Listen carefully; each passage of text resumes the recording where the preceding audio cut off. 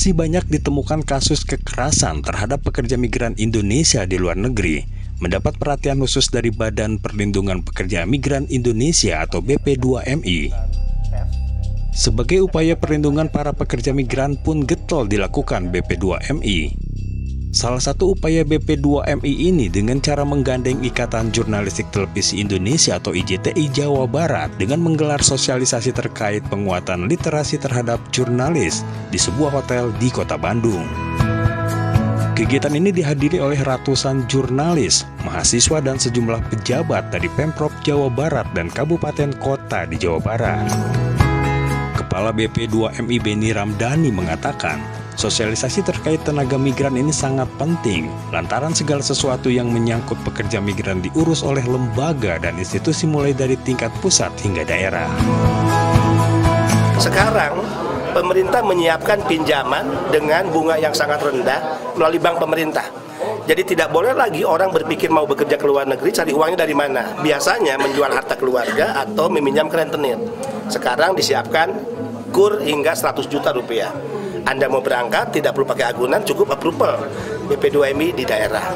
Ketiga adalah pencegahan yang progresif. Ini penting, ya. Keempat adalah penegakan hukum yang revolutif.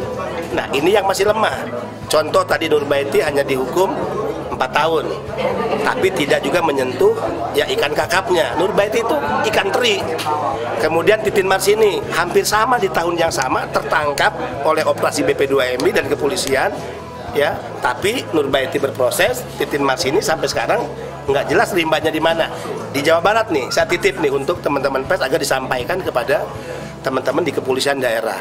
Ingin bekerja, ingin cari informasi di negara mana, apa saja pekerjaan yang terbuka, peluangnya di sana, syarat-syarat yang dilakukan, datang ke Dinas Tenaga Kerja, datang ke LTSA, datang ke BP2MI. Semua sudah tersedia informasi itu. Modus operandi yang ilegal, mereka tertarik karena 3 hal. 1, ajakan keluarga. Jaringannya nih, mereka menggunakan keluarga agar dia bisa diyakinkan. Kedua, teman. Ketiga, media sosial. Dan pasti visa yang digunakan bukan visa kerja. Visa umroh, kemudian visa ziarah atau visa turis. Makanya desa, kepala desa, jika ada warganya minta surat keterangan mau ke luar negeri, pastiin dong. Dia mau bekerja resmi enggak? Tanya kalau resmi PT apa yang akan memberangkatkan. Bisa di tracking PT-nya aktif atau tidak. Ya, jangan-jangan fiktif. Oke, kalau begitu persyaratannya sudah dipenuhi enggak? Apa dia ikut pelatihan atau tidak? Mudah kok. Ini tinggal kemauan politik. Kalau dia mau menggunakan turis, minta keterangan ke luar negeri, apa iya dia mau melancong 30 hari? Ini warga saya tahu loh ekonominya, misalnya. Itu juga bisa di-tracking, jangan keluarkan. Jadi sangat mudah sebetulnya untuk melakukan pencegahan sepanjang komitmen pada merah putih kuat dan dimiliki oleh setiap aparatur negara itu. Persyaratan juga sangat ketat ya, karena memang gajinya tinggi-tinggi lah di sana. Dulu kan pandangan kita kalau mereka menjadi korban TPPO seolah-olah karena pendidikannya rendah, seolah-olah karena mereka tidak tahu informasi. Ternyata kasus Kamboja, Myanmar itu terbalik.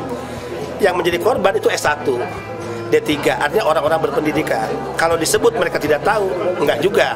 Hanya karena mereka tahu bahwa itu ilegal, tapi ingin cepat berangkat dan mendapatkan gaji yang besar. Ya. Kita sudah tangani. Myanmar bukan negara tujuan penempatan, Kamboja bukan negara tujuan penempatan, berarti siapapun yang bekerja ke sana ilegal dan dipastikan tidak mungkin menggunakan visa kerja.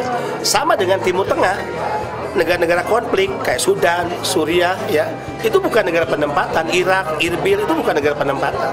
Sudah berapa banyak Pak apa yang ilegal yang sudah diselamatkan Pak? Ya kalau yang ditangani BP2MI saat pencegahan hampir 8.000. Tadi yang dipulangkan deportasi 93.000. Tahun ini Pak? 3 tahun terakhir. Saya bersyukur pada saat ada informasi viral itu saja ya. Besoknya kita mengundang seluruh stakeholder dari KBRI, kemudian Kemenlu, kemudian BP2MI untuk bertemu gitu, walaupun lewat Zoom.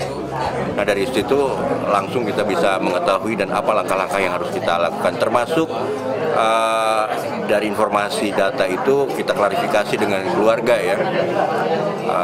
Kami mendapat data 9 orang langsung dengan BP3MI kita ke tempat keluarga. Kemudian kami juga mendapat informasi dari Kadis Indramayu ada 3 orang gitu ya. Karena itu diiming-iming aja, gaji tinggi, tanpa syarat apapun gitu, hanya cuma bisa bahasa Inggris sedikit, kemudian juga dengan pengetahuan tentang komputer. Dan betul juga, ternyata dari 9 orang ini hampir sebagian besar dihubungi oleh calonnya adalah keluarga gitu. Kemudian yang ketiga JMS-nya yang dilengkapi dengan kesisteman namanya SIJU.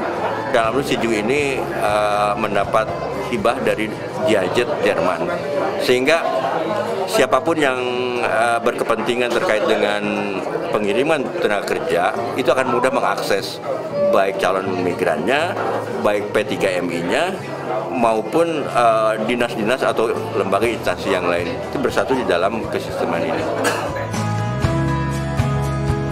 Diharapkan dengan sosialisasi ini jurnalis mulai paham literasi tentang pekerja migran sebenarnya, di mana para pekerja migran merupakan pekerja yang hebat dan salah satu penyumbang terbesar devisa negara yang harus benar-benar diperhatikan. Dari Bandung, Jawa Barat, Agus Kusmayadi melaporkan.